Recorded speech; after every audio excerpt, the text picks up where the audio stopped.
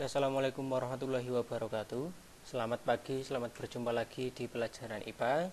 Untuk hari ini Bapak akan mensosialisasikan terkait KI, KD dari mata pelajaran IPA, dan nanti akan ada beberapa submateri yang akan kita ajarkan pada semester yang pertama ini, termasuk nanti ada KKM yang harus tercapai oleh anak-anak. Oke, dimulai dari yang pertama. Oke, untuk yang pertama adalah pembelajaran IPA itu nanti akan ada apa saja. Itu yang pertama adalah saat proses pembelajaran. Nah, saat proses pembelajaran itu pastinya ada materi IPA yang akan kita sampaikan selama satu semester. Untuk mata pelajaran IPA ada 6 bab yang harus kalian capai. Nah, materi ini bisa didapatkan yang pertama dari buku paket IPA.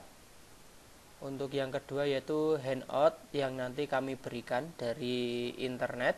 Dan yang ketiga adalah materi dari YouTube. Nah, itu untuk materinya. Jadi anak-anak nanti setiap pelajaran IPA harus mempersiapkan paling tidak adalah buku paket IPA. Terus yang kedua adalah tugas. Tugas di sini yang pertama yaitu dengan media online. Karena kita masih belajar dari rumah, maka akan Bapak nanti berikan tugas yaitu berupa media dari live worksheet, yang di situ kita nanti memahami materi sekaligus mengerjakan tugas yang dibingkai dengan suatu permainan. Terus ada kuisis, yaitu tugas-tugas di mana anak-anak harus menyelesaikan beberapa tugas seperti pilihan ganda ataupun esai. Terus yang kedua, tugas itu bisa berupa dari Google Formulir, yaitu berupa misalkan soal-soal ulangan seperti misalkan ulangan harian atau nanti ada penilaian tengah semester. Yang ketiga adalah tugas portofolio, atau nanti anak-anak misalkan ada tugas fisika yang di situ anak-anak harus menuliskan di kertas, maka harus difoto kemudian dikirim ke WA saya, atau nanti bisa dikirim ke Google Classroom yang akan nanti saya buat. Itu untuk materi dan tugas selama satu semester. Jadi anak-anak harus mempersiapkan buku paket IPA dan tentunya adalah kuota untuk mengerjakan tugas online-nya. Untuk bab pertama yaitu berkaitan dengan gerak. Nah, di sini ada fisika maupun ada biologi. Yang pertama nanti kita akan menghitung bagaimana menghitung kelajuan, kecepatan dan percepatan. Ini menggunakan persamaan fisika. Yang tentunya di SD anak-anak pernah mendapatkan pelajaran tentang kecepatan. Terus yang kedua ini adalah berkaitan dengan gaya, masih fisika juga. Dan yang ketiga adalah hukum Newton.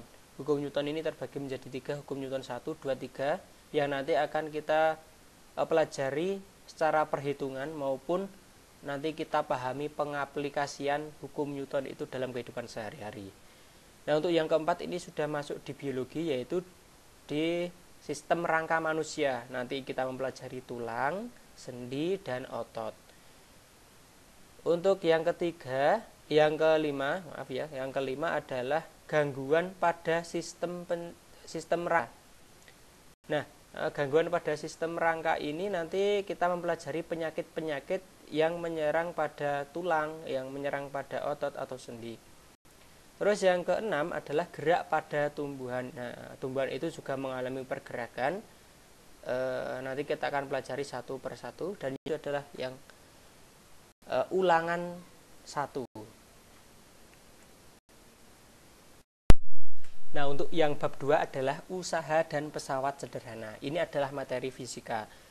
Nah, untuk yang pertama, pada bab ini kita akan menghitung usaha. Bagaimana usaha yang dilakukan oleh seseorang itu nanti dihitung secara persamaan fisika. Terus yang kedua adalah menghitung daya. Nah, antara usaha dan daya ini nanti akan ada berkaitan dengan rumus yang akan diterapkan. Yang ketiga adalah jenis-jenis pesawat sederhana. Tentunya anak-anak dulu di SD pernah mempelajari tentang pesawat sederhana.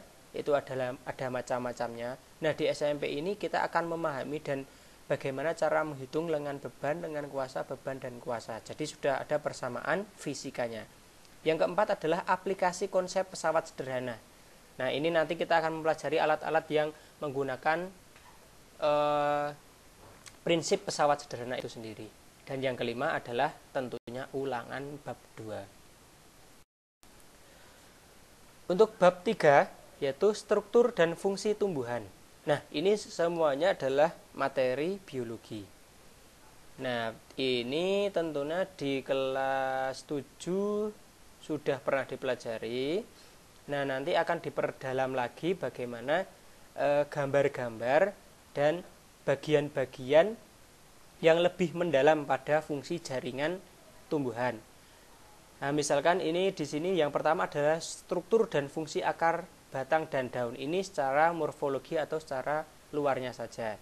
Nah, ketika di nomor 4 ini ada struktur dan fungsi jaringan pada akar. Nanti akan kita lihat jaringan pada akar dikotil maupun monokotil itu gambarnya seperti apa. Apa yang terjadi di akar itu sendiri ketika mengalami penyerapan nutrisi. Nomor 5 juga seperti itu. Nanti akan ada jaringan pada batang yang kita tahu adalah xilem dan floem. Nah, nanti kita akan pelajari xilem itu gambarnya seperti apa, terus floem itu seperti apa, dan juga pada organ daun. Nah, daun ini nanti kita akan ada gambar sayatan daun dan kita pelajari gambarnya. Itu. Bab 4, sistem pencernaan manusia. Nah, ini masih ada konteks biologi. Yang pertama adalah kebutuhan energi. Ya, tentunya dalam kita melakukan suatu pekerjaan atau kita melakukan usaha pasti kita membutuhkan energi. Yang kedua yaitu jenis nutrisi. Kita akan mengupas satu persatu apa karbohidrat, lemak, protein, vitamin dan mineral. Terus yang ketiga, nah ini yang penting adalah apa organ-organ pencernaan manusia, yaitu organ di dalam tubuh kita yang berfungsi untuk mencerna makanan yang dimulai dari mulut sampai di anus, seperti itu. Nah, nanti akan ada tahapan atau proses pencernaan manusia dan kita pelajari satu persatu. Yang keempat adalah enzim yang membantu pada proses pencernaan. Nah, enzim ini nanti akan ada beberapa nama enzim yang anak-anak tentunya harus bisa menghafalkan apa nama enzimnya dan apa fungsinya pada proses pencernaan. Yang kelima adalah penyakit atau kelainan pada sistem pencernaan manusia. Yang terakhir adalah ulangan bab 4. Bab 5 yaitu zat aditif dan zat adiktif ya. Ada dua, aditif dan adiktif. Aditif itu adalah zat yang ditambahkan pada makanan untuk meningkatkan kualitas makanan itu sendiri. Misalkan ada pewarna makanan, pemanis makanan, ada pengawet, penyedap dan pemberi aroma. Jadi kualitas makanan itu nanti akan ditingkatkan dengan yang namanya zat aditif. Nah, tetapi pada yang nomor 2 itu ada zat adiktif, ada K-nya. Nah, itu nanti kita mempelajari tentang narkoba, yaitu narkotika, psikotropika dan zat adiktif lainnya, seperti itu. Jadi ada bedanya antara zat aditif dan adiktif. Yang nomor 3 yaitu masih berkaitan dengan yang nomor 2, zat adiktif. Kita akan mempelajari dampak penggunaan narkotika dan psikotropika dan bagaimana cara untuk mencegah diri dari bahaya narkoba itu sendiri. Dan yang kelima nanti ada ulangan bab 5. Bab 6 yaitu sistem peredaran darah. Nah, ini masih pada ilmu biologi. Kita akan mempelajari darah. Nah, di darah itu ada apa saja? Itu ada plasma darah, sel darah merah, sel darah putih, keping darah. Kita akan mempelajari bagaimana gambar-gambarnya dan bagaimana nanti fungsinya bagian-bagian darah ini untuk manusia. Yang nomor 2 yaitu ada jantung dan pembuluh darah. Nah, kita nanti akan mempelajari bagaimana bentuk jantung itu sendiri dan ada apa saja ruangan yang ada di jantung dan pembuluh darah. Yang ketiga, yaitu faktor yang mempengaruhi frekuensi denyut jantung manusia. Misalkan frekuensi denyut jantung manusia itu bisa difaktor oleh usia, jenis kelamin, aktivitas tubuh, dan lain sebagainya. Yang keempat adalah penyakit pada sistem peredaran darah. Misalkan ada jantung koroner, stroke, seperti itu. Dan bagaimana cara pencegahan penyakit itu sendiri. Nah, untuk yang nomor 6 adalah ulangan bab 6. Oke, anak-anak, untuk KKM IPA kelas 8 ini ada kenaikan. Dari yang kemarin di kelas 1 adalah KKM-nya 71, tetapi di kelas 8 adalah KKM-nya 72. Jadi anak-anak harus meningkatkan pembelajaran kalian. Nah, bagaimana kita bisa mencapai 72?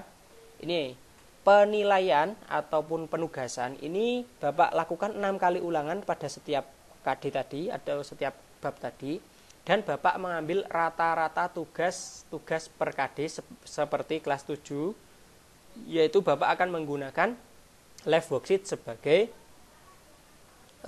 umpan balik terhadap materi yang Bapak berikan. Jadi anak-anak harus rajin mengerjakan live worksheet. Nanti setiap KD itu ada beberapa penilaian, bisa 4 atau 5 penilaian. Jadi nanti akan Bapak rata-rata dan ada nilai ulangannya. Jadi harus hati-hati jika tidak mau ketinggalan nilainya, anak-anak harus mengerjakan setiap tugas live worksheet-nya. Nah, seperti itu saja yang dapat Bapak sampaikan. Semangat untuk belajar di semester pertama kelas 8. Wassalamualaikum warahmatullahi wabarakatuh.